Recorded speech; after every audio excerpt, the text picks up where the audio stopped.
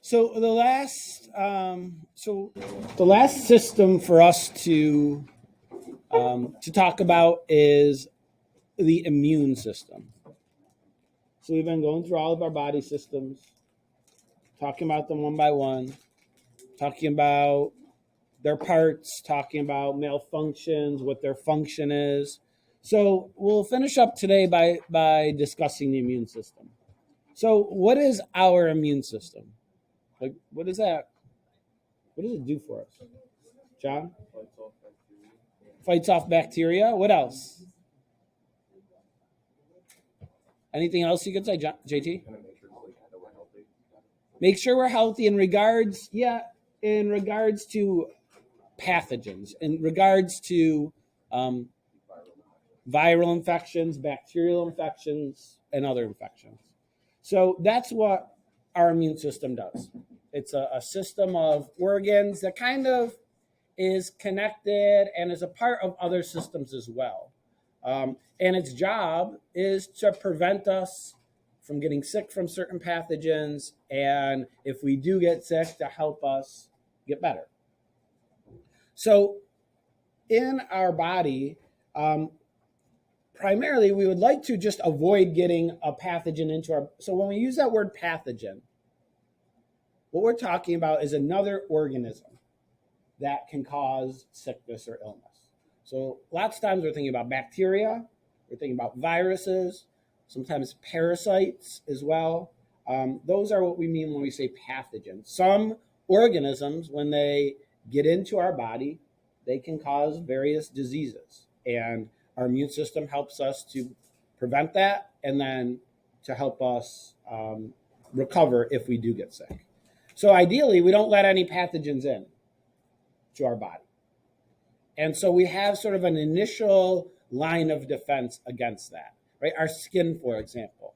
Our skin provides a barrier to pathogens getting into our body. And you probably know that sometimes if you have damage to your skin, then that can break that barrier and allow things like bacteria to start an infection.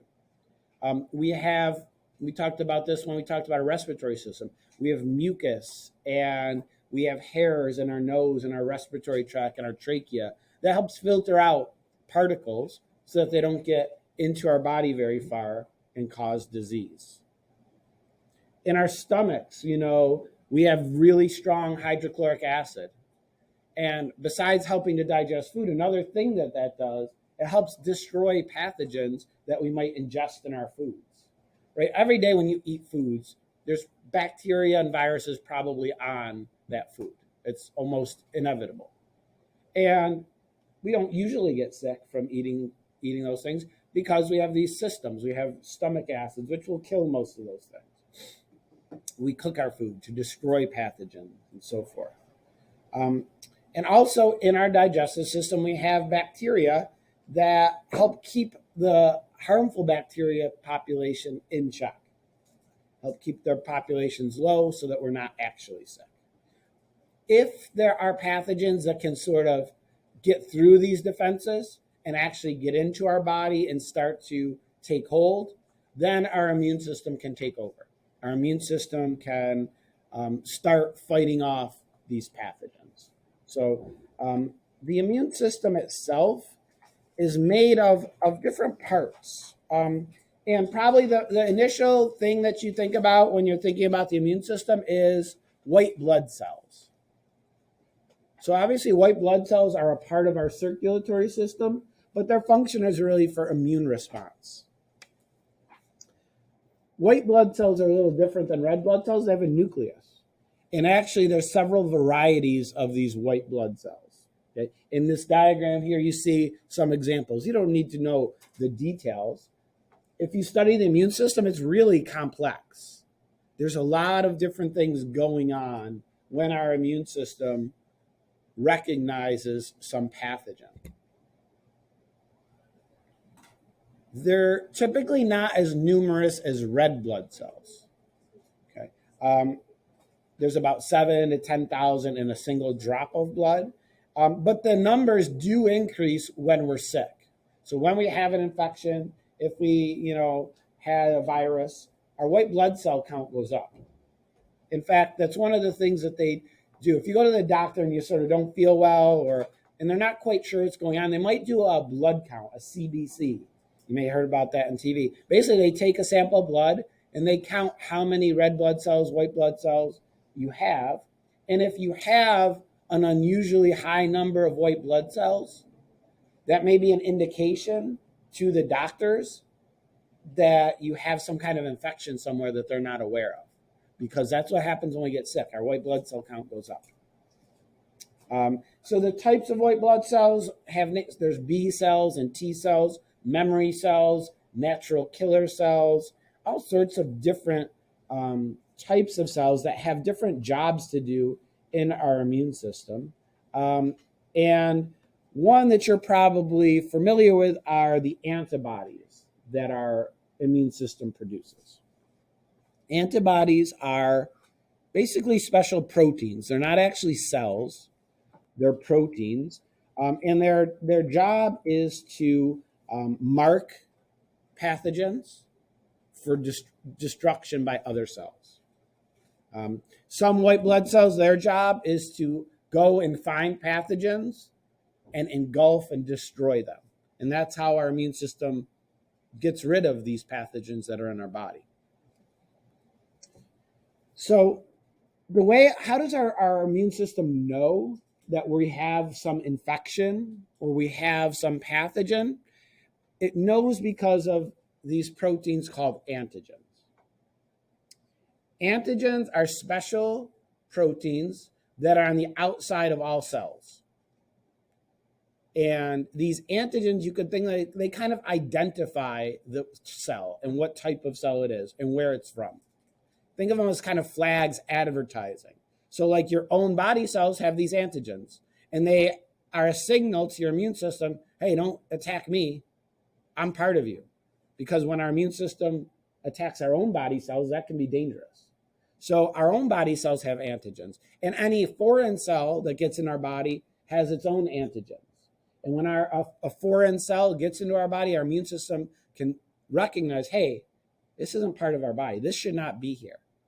Our immune system recognizes these antigens, these proteins that are on the cells, and then it can start a response to destroy those.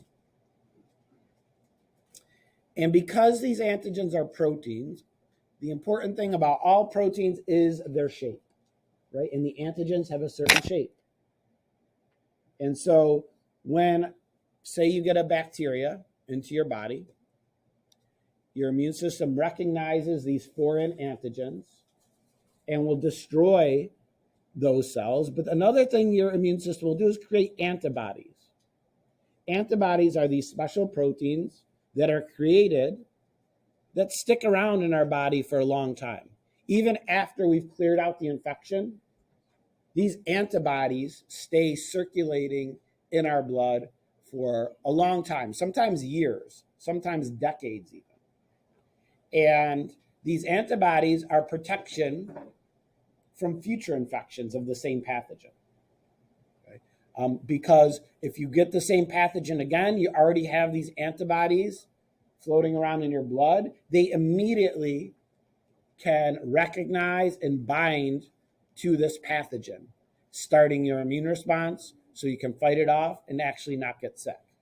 And that's what this diagram is showing. So if we look up here, here are some foreign cells, right? They have antigens on the outside. Here are some antibodies that were produced. And what we see is the shape of the antibody matches with the shape of the antigen. And what they do is they bind to them, like you see in this diagram, okay, and clump them together so they can then be destroyed by other sugar bears. There. So they clump them up so they can be destroyed by other parts of the immune system. And they circulate in our body for a long time. And so this diagram here shows that. It shows some different ways. So some of these antibodies attach to the pathogen, okay, to neutralize it so it can't enter cells. They clump it up and they mark it to be destroyed by other types of cells. So we have what we call active immunity. This is when your body produces its own antibodies as a response to some infection. Now, depending on the pathogen and your immune system, sometimes it can last your whole life long. When I was a kid, I got chickenpox. Okay, I lived in the time before there was any chickenpox vaccine. So when I was like 10 years old, chickenpox went around my school. Kids caught it from each other. I got chickenpox. And if you get actually chickenpox, you get like these blisters on your skin. You're super itchy for a few days. Okay, it's contagious from person to person. I got better because my immune system recognized this virus that I got into my body from another kid at school. And it fought off the infection. So eventually I got better. But also, it produced in my body these antibodies, these proteins that match up with the chickenpox virus. And they're still in my body today, probably. And so if I got infected with chickenpox from somebody somehow, I have already the antibodies against it. And my immune system would likely recognize that virus very quickly, destroy it before I even knew I was sick. These antibodies protect us from future infections from the same pathogen. And so that I got natural immunity to the chickenpox because I got the chickenpox. There's also what we call acquired immunity. This is when you become immune to something due to a vaccine. Okay. So I guess let's go to this first. Let's stay on active immunity for a minute, natural immunity. A couple things. I just read there's a report yesterday from the CDC about COVID. When they took samples of blood from people throughout the United States, what they found is, I believe, I might be mixing up the two numbers. In people under the age of 18, I think it was 75% of blood samples contained COVID antibodies. So what does that mean? What do you infer based on that? If 75% of blood samples had COVID antibodies, what do you think that means? Ash? 75% of all samples had COVID. Yeah, 75% of those people had COVID at some point. Because when you get COVID or any other virus or any other bacteria infection, that's what happens. Your body recognizes it. Your body produces antibodies, and they're going to stay circulating in your blood. They're protecting you from future infections. Now, you may be asking the question, for example, I won't get the vaccines yet, but you could get COVID. I know people that got COVID twice. So what's going on there? So if all the things I'm telling you are correct, you can produce antibodies when you get a virus like COVID. It protects you in the future. Then how could somebody get COVID twice, Jason? Right. So these pathogens, like the COVID virus, or lots of other, or the flu virus, or many other viruses, they don't just stay the same forever. They mutate. We're going to talk about mutations in our next unit, which means they can change over time. And so even though we may produce antibodies against the strain of COVID that we got originally, maybe there's other strains now that have slightly different antigens on them.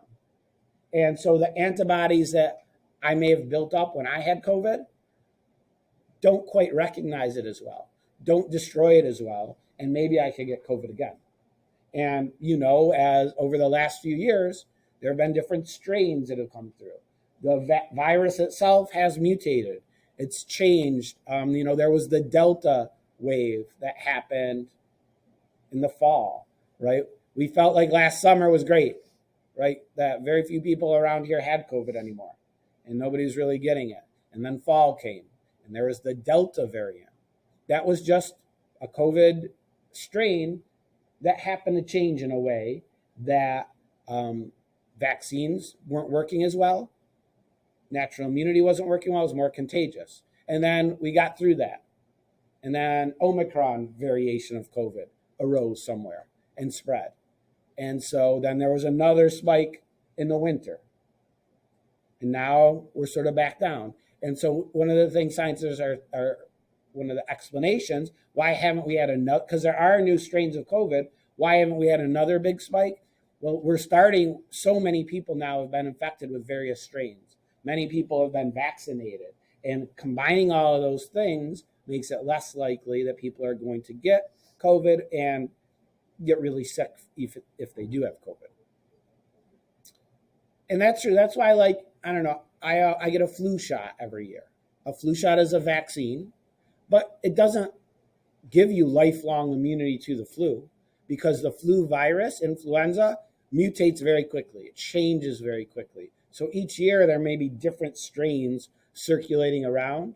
And so that's an example of a virus that you need a vaccine for each year. We're going to talk about some diseases which you don't. Some diseases you get vaccinated as a child, and maybe you get a booster later on, but you're basically immune for life. And chickenpox is one of those. So let's talk about vaccines. If you get a vaccine, you've had certain vaccines. You have to have certain vaccines to go to school. When you get a vaccine, what are they injecting you with? Omar? Yeah, I have to kind of rephrase this. That's what I would always say. What you're getting injected with. Now, are they just, if let's say I go get, I'm not going to use COVID as an example because COVID's a little different.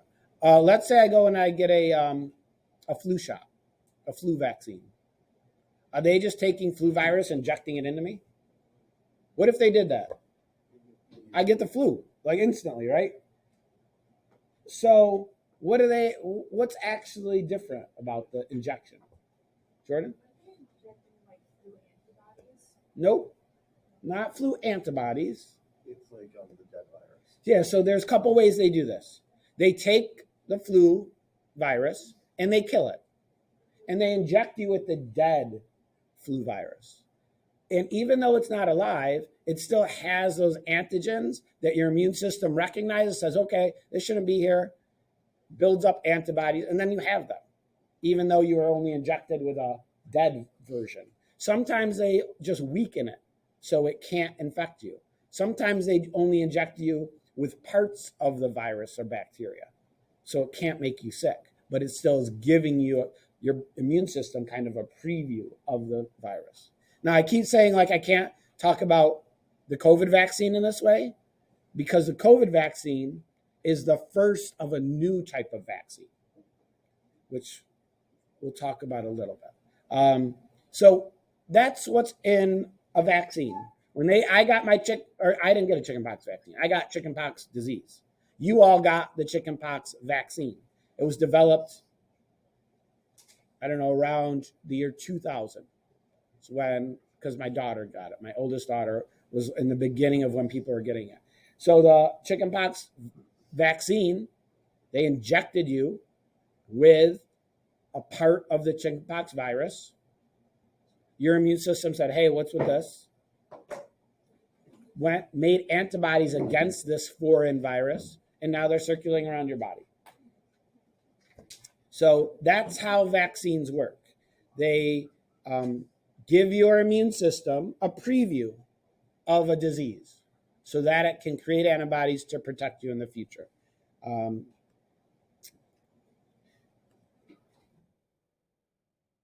One example, you probably learned about it maybe in social studies back in 8th grade, maybe.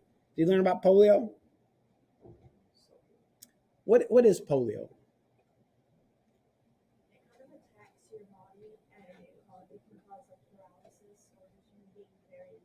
Yeah, it's a virus that attacks the spinal cord. And when people used to get polio, this virus could attack their spinal cord and paralyze people, cripple people, make it impossible to breathe. It was very dangerous illness that affected millions of people throughout the world. And in the 1950s, scientists developed a vaccine against polio. If you look here, this is polio cases. I believe this is just in the US.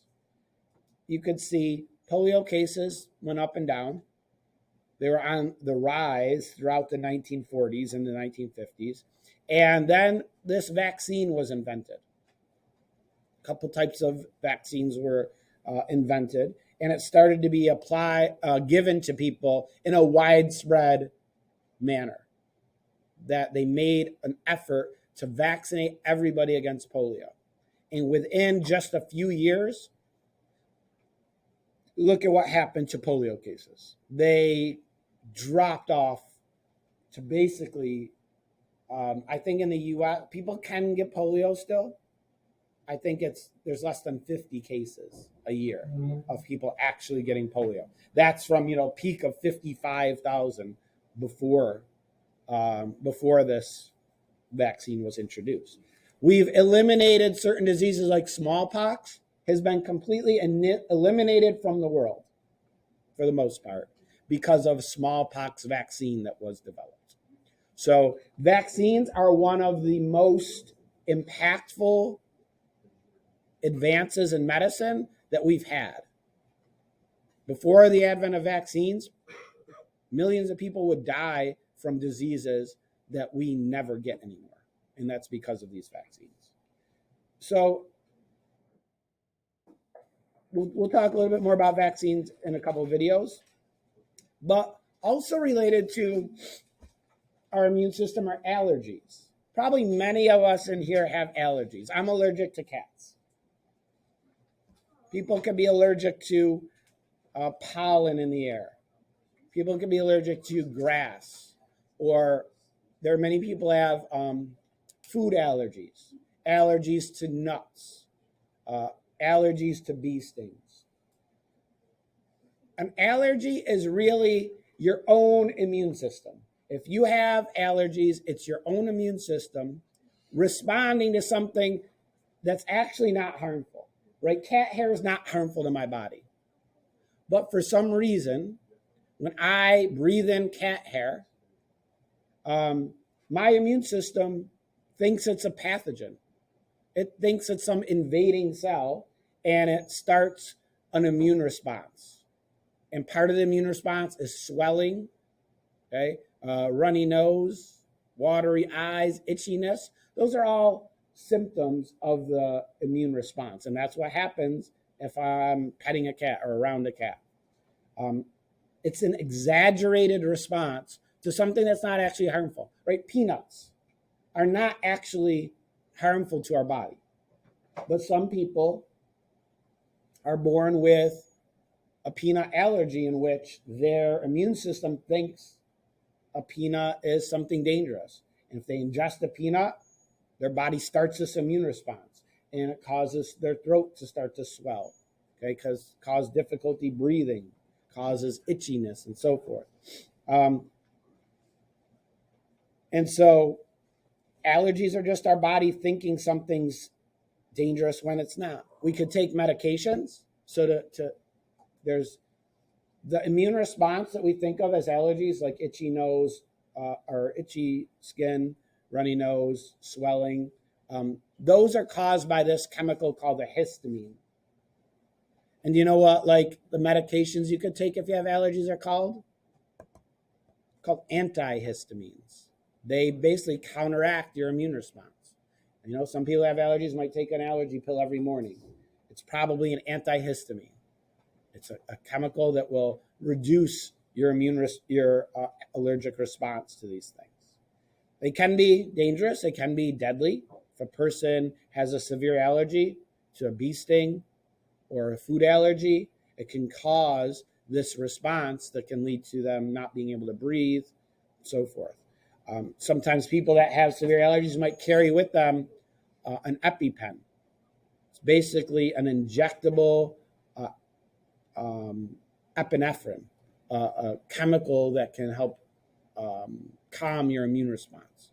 So if a person has a severe bee sting allergy, they might carry with them an EpiPen. If they get stung by a bee, someone has to give them the injection of epinephrine, and that will limit their possibility of going into severe anaphylactic shock. And so here we have just a diagram showing that. So when we have an allergen, this represents, the allergen. Maybe it's a peanut protein or something.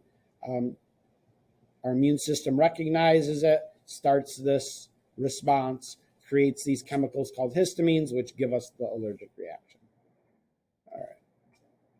All right. Okay, so I will say, I've been talking a lot about vaccines, but I took the COVID vaccine. I wasn't talking about it in the same way. Does anybody know how the COVID vaccine is different from the vaccines you're talking about? Omar, you said when you get a vaccine, you're injected with.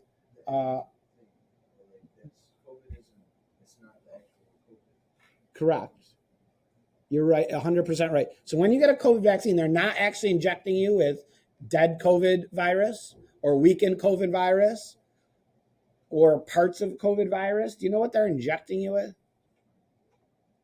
It's a new type of vaccine that's just been created. COVID is the first so kind of all over the place. You may remember when COVID first started a couple of years ago, they were able to develop this vaccine in a super short. Usually vaccines take like a decade to go from a disease to having a vaccine for it.